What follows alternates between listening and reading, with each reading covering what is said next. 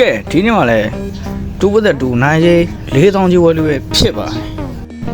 ကဲဘလို့ဆက်ပြတာဖရီကတော့ဝင်လာပြီရောင်တင်းတော့ကိုလည်းပြောအုပ်တာလွဲသွားပြီ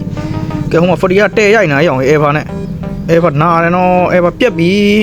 အဲ့မှာလည်းခုနကပြသေးနေပါတင်းတို့ကရေးတယ်ဖရီကအဲ့ဒီဖွင့်ပြီးရိုက်မရဘူးကဟောနေကဲဖရီကအဲ့ဒီဖွင့်ပြီးရောင်ခုနကပြသွေးနေတောက်ရဲလေခုနကပြလေးဖရီကလေး3ပါအေဗာတော့အဲ့ဒီထိုးတာတယ်ဖရီရောက်ရိုက်တယ်ရောင်ရေးနာတော့တောက်ရဲလိုက်ရနှစ်ကောင်လုံးပြတ်မှာအော်